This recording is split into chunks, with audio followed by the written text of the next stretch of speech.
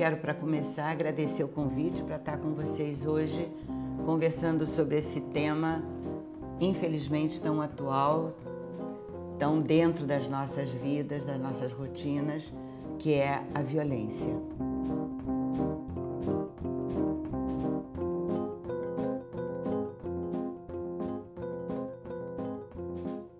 Gostaria até de começar dizendo para vocês que uma das revistas mais importantes do mundo, na nossa área, que é o The Lancet, acaba de publicar um estudo demonstrando que mais de 160 mil crianças foram acompanhadas durante décadas por um grupo de estudiosos e pesquisadores, provando todos os malefícios, todas as consequências, todas elas negativas, que a violência causa nas crianças que são submetidas a esse agravo no início de suas vidas, ou até depois, né? Então, só para dar um toque para vocês, essa pequena aula não vai esgotar o assunto, é óbvio, mas vai levantar em vocês a curiosidade para um aprofundamento que hoje é tão necessário, principalmente para nós pediatras. Por quê? Porque Cecília Minaio, que é uma das maiores estudiosas brasileiras desse assunto no Brasil, ela tem uma frase que eu uso como um mantra: a violência doméstica potencializa a violência social. Então, nós que também somos conselheiros de direitos, se nós visitamos unidades de internação de meninos e meninas que cometeram um ato infracional e você pergunta: por que você veio parar aqui? 99,9% das vezes a resposta é: eu não aguentava mais a violência dentro da minha casa. Então, muitas vezes a violência é explícita, outras não.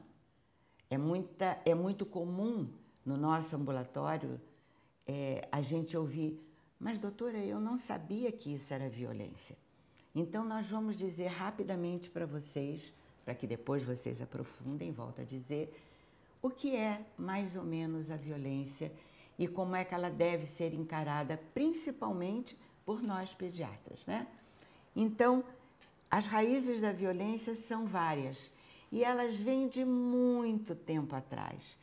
Desde a Bíblia, desde a Roma Antiga, lá atrás já se falava que deve-se educar batendo e que a violência, naquele sentido, naquele momento da vida, do mundo, não era considerado um malefício. E essa violência, aí sim, hoje, ela é definida por Cecília Minaio, como eu já comentei com vocês, como uma ação referente a processos envolvendo múltiplas relações interpessoais, que nos compete, nós que lidamos com a família, de grupos, de classes, de gênero, objetivada em instituições, muito importante, e muitas vezes apresentando-se como um componente cultural naturalizado. Aí eu vou parar um pouquinho para discutir com vocês isso. Muitas vezes se naturaliza a violência, como se ela fizesse parte da vida. E não é assim, né? E consiste no uso da força, do poder, de privilégios para dominar, submeter e provocar dano a outros indivíduos, grupos e coletividades. A violência pode ser, um dos tipos, é a violência doméstica, aquela que é a interpessoal, que pode se prolongar por meses e anos. Nós temos recebido adolescentes, que é o nosso ambulatório, que vêm sofrendo violência desde praticamente o nascimento. E é uma forma de violação dos direitos fundamentais da criança e do adolescente, que por pertencer ao ambiente familiar se reveste de sigilo. É o famoso pacto de silêncio. São os famosos ditados populares: em briga de marido e mulher ninguém mete a colher, é de pepino, como é? É de pequenino que se torce o pepino, né? Coisas que o valham. Naturalizando essa violência que não deve ser, obviamente, naturalizada. E a violência doméstica, ela pode ser definida por maus tratos ou abuso, que são sinônimos. E o que é isso? Então, Deslandes, em 1994, e está absolutamente atual essa definição, define o abuso ou maus tratos pela existência de um sujeito em condições superiores, ou por idade, ou por força, ou por posição social ou econômica, ou por inteligência, ou por autoridade, que comete um dano, aí os tipos físico, psicológico ou sexual, contrariamente à vontade da vítima ou por consentimento obtido a partir da indução ou sedução enganosa. E nós vamos começar falando um pouquinho sobre cada um desses tipos, que é muito importante. A negligência é considerada em todos os estudos, em todas as pesquisas, em todos os inquéritos que são feitos sobre violência, a negligência está sempre em primeiro lugar. O tipo mais frequente de violência contra criança e adolescente é a negligência, que é o ato de omissão do responsável pela criança ou adolescente em não prover as necessidades básicas para o seu desenvolvimento. Então, é uma criança que não é levada ao pediatra quando deve, não faz a vacina na idade certa, não é vestida adequadamente, dependendo do clima, etc. E o abandono é considerado uma forma extrema de negligência. Infelizmente, notícia de jornal.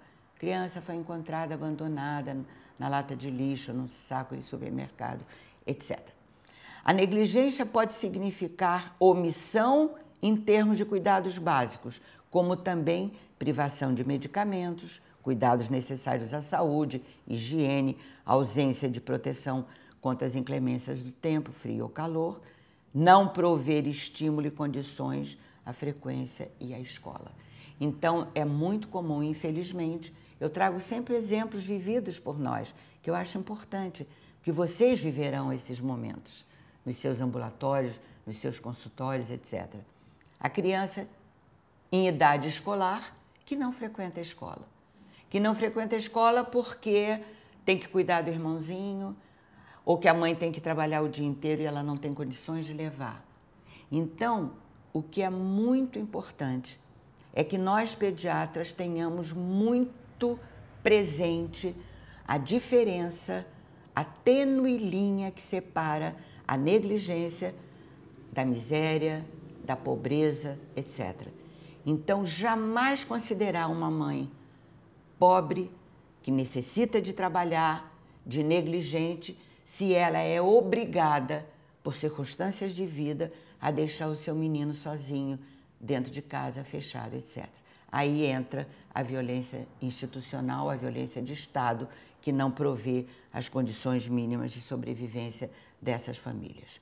Os maus tratos psicológicos são talvez aqueles mais sutis e que se define como toda forma de rejeição, depreciação, discriminação, desrespeito, cobrança ou punição exageradas. A mãe que queria ser bailarina e bota a filha porque tem que fazer balé e a menina odeia aquilo. Utilização da criança e do adolescente para atender às necessidades psíquicas dos adultos.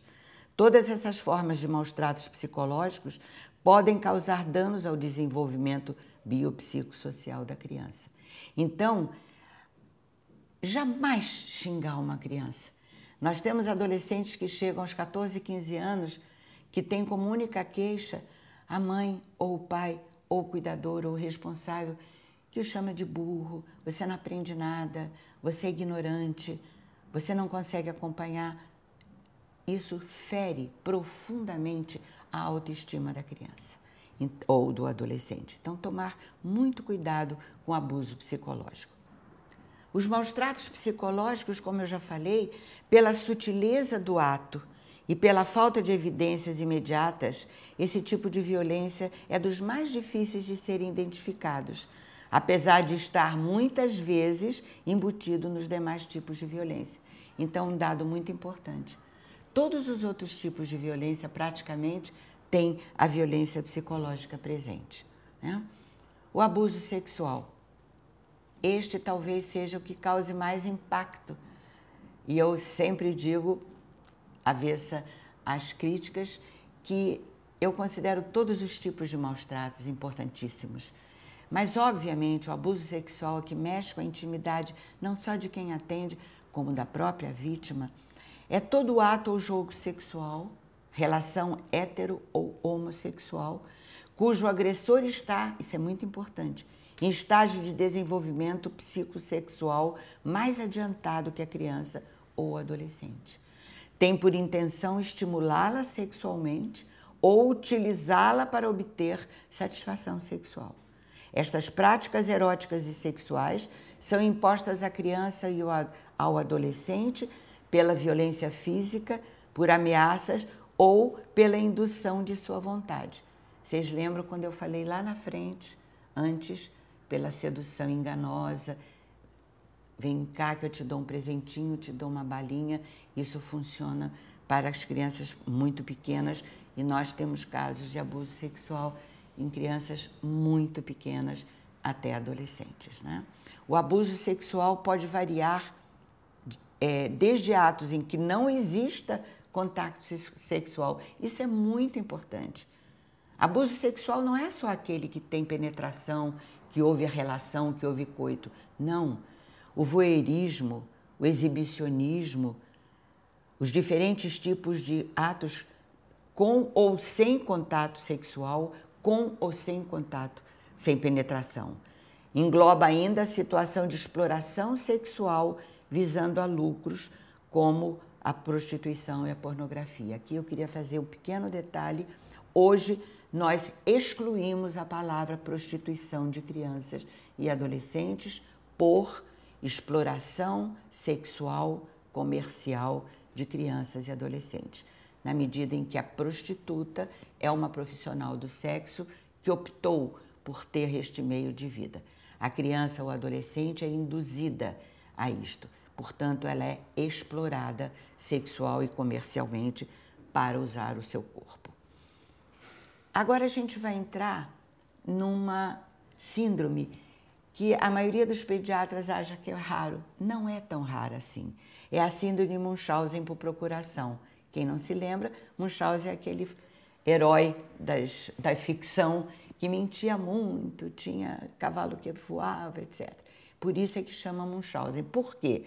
Porque esta síndrome é definida como a situação na qual a criança é trazida para cuidados médicos devido a sintomas e inventados ou provocados pelos seus responsáveis, e em decorrência disso, há consequências que podem ser caracterizadas como violências físicas, muito exame complementar, tira sangue, faz punção lombar para tentar chegar a um diagnóstico a partir daqueles sintomas e sinais que normalmente é a mãe que traz ao serviço médico, né? Está configurada essa síndrome como uma patologia em geral materna. A mãe tem algum problema psíquico, psiquiátrico, que leva a que ela submeta seu filho a inúmeros exames, etc., e é considerado um tipo de violência. Nós já vimos alguns casos, não é tão raro como se pode parecer. E os maus-tratos físicos, esses são os mais evidentes, né? É o uso da força física de forma intencional, não acidental, praticada por pais responsáveis, familiares ou pessoas próximas da criança ou do adolescente, deixando ou não marcas evidentes. Então, todos esses tipos de maus-tratos, a gente gostaria que os colegas residentes procurassem se aprofundar na medida em que hoje nós estamos dando uma visão muito genérica sobre isso tudo. O bullying está na moda, né? Se falar de bullying, são atitudes agressivas, intencionais e repetidas, que ocorrem sem motivação aparente, adotadas por um ou mais alunos para outros, causando dor e angústia dentro de uma relação desigual de poder. Um menino de uma série mais adiantada que bulina um menorzinho, xinga, bota apelido, etc. Pode se apresentar das mais diversas formas e o bullying Ah, mas sempre houve. Então é se lembrar, bullying é entre pares e de forma repetida e intencional. Como um denominador comum para quase todos os tipos de violência, eu gostaria de deixar talvez uma das mensagens mais importantes dessa nossa conversa de hoje aqui, que é a violência estrutural. Ela funciona quase que como um denominador comum para todos os outros ou quase todos os outros tipos de violência. E a violência estrutural se refere às formas de manutenção das desigualdades sociais, culturais, de gênero, etárias, étnicas, que produzem miséria, fome e várias formas de submissão e exploração de umas pessoas pelas outras. A violência estrutural, ela, obviamente, atinge as camadas menos favorecidas. Mas é preciso também, como uma mensagem absolutamente importante para nós todos pediatras, a violência ocorre em todas as classes sociais. Não existe classe social livre de violências. E aqui eu lembro tantas publicações, e eu gosto sempre de lembrar do filme Meu Nome Não é Johnny, em que um menino de classe média alta é submetido à negligência, não era visto pela família e se tornou aquela pessoa tão problemática, praticamente um criminoso, né? Então, a violência estrutural está como pano de fundo de muitos tipos de violência das classes desfavorecidas, mas a violência atinge todas as classes sociais. A naturalização da violência estrutural favorece outras formas de violência, como nós já falamos. Nós teríamos dezenas de exemplos de violência estrutural. O trabalho infantil, crianças que são chefes de família, adolescentes que são chefes de família, crianças e adolescentes que vivem em domicílios sem esgotamento sanitário, sem água potável, etc. Apenas para que a gente tenha isso em mente sempre. Quando é que a gente começa a prevenir a violência? A gente começa intraútero. Hoje todos os trabalhos, a neurociência, os trabalhos de imagem provam que o neném pode não entender o sentido das palavras que a gente diz para ele quando está na barriga, mas ele sente amorosidade, ele sente que ele está bem, será bem-vindo, que ele será muito amado ao chegar. Então, essa imagem é só para lembrar que a nossa atuação pediátrica começa no pré-natal. E aí nasceu a criança, essa foto linda do neném intraútero chupando o dedinho, crescendo e se desenvolvendo nesse longo caminho que tem todas as intercorrências emocionais, psicossociais, como nós já viemos vindo. Então, quando nasce uma criança, como diz Guimarães Rosa, o mundo começa de novo. E esse mundo tem que ser cuidado. E onde é que essa criança nasce? Como eu brinco, não nasce em chocadeira. Ela nasce numa família.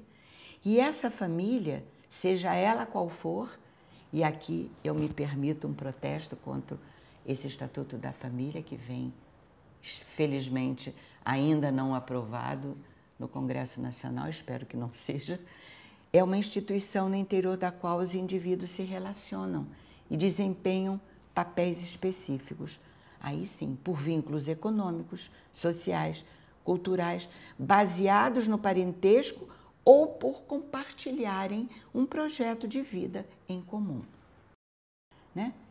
E esta família na qual esta criança e esse adolescente está crescendo, ela deve seguir o que a Organização Mundial da Saúde fala de modelo ecológico da violência.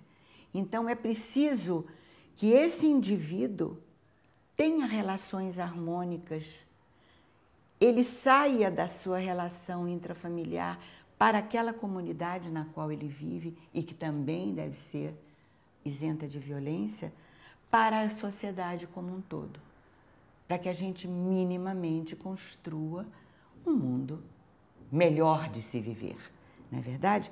Então esse modelo ecológico deve estar na cabeça de todos nós. A natureza e os tipos de violência são os mais variados e eu sugiro que os colegas residentes parem um pouquinho nesse slide e vejam os tipos e as naturezas de violência. A violência e a proteção da criança e do adolescente contra essa violação do seu direito fundamental de viver e crescer com dignidade, ela é baseada em normativas internacionais, nacionais, em marcos legais que definem políticas públicas e que são muito acessíveis a todos nós se quisermos ter a curiosidade de ver. Como o Estatuto da Criança e do Adolescente, a Política Nacional de Redução da Mortalidade por Acidentes e Violência, os parâmetros e funcionamento dos conselhos tutelares, enfim, nós temos N documentos, normativas, portarias que nos estribam, que nos dão a legalidade do trabalho pela prevenção da violência no país. Vou parar só um segundinho no Estatuto da Criança e do Adolescente, que é uma lei, a 8069 de 90, que deu ao Brasil um status de país protetor de crianças e adolescentes, que, segundo a Constituição Cidadã de 1988, é considerada prioridade absoluta. Nós só gostaríamos imensamente que isso fosse seguido pelos nossos representantes que lá em Brasília, nas 27 unidades da Federação Brasileira, seguissem não só o conceito constitucional, como todas as outras convenções, normativas, portarias que existem no país. O Estatuto tem os 3 eixos da promoção, do controle e da defesa, e eu gostaria de sugerir a todos nós, residentes e pediatras, que tivéssemos um estatuto sempre na gaveta, no bolso, na mochila, em qualquer lugar, não para ler como se fosse um romance, mas para consultar em caso de dúvida em algum artigo que se faça necessário. Feliz daquele que transfere o que sabe e aprende o que ensina. Nós gostaríamos que os nossos residentes de pediatria tivessem a violência tão presente na sua agenda de estudos, como todas as patologias, como todas as especialidades médicas que a gente tem que ter, porque para você ser um bom pediatra, para que você saiba atender aquela queixa, aquela patologia que o seu paciente apresenta, é preciso que ele esteja ali, vivo, física e emocionalmente. Para isso, a prevenção da violência é fundamental. A gente gostaria de agradecer a todos vocês que assistiram a essa aula, a atenção que vocês deram, e dizer para vocês que a Sociedade Brasileira de Pediatria, ela há mais de 10 anos abraçou essa causa. Nós temos uma campanha, em todos os nossos eventos esse tema é abordado, e isso, felizmente, já foi multiplicado N vezes. Além dos eventos, nós temos o Livro das Famílias, que foi feito por um grupo da Fundação Oswaldo Cruz, do Instituto Fernandes Figueira e do CLAVES, do Centro Latino-Americano de Estudos de Violência e Saúde. Os nossos cartazes, que vocês também podem conhecer. E, agradecendo a vocês a atenção, reiterar o pedido para que atentem nas suas anamneses, nos seus exames físicos, para o possível aparecimento de algum tipo de violência em seus pequenos pacientes. Muito obrigada e até qualquer dia.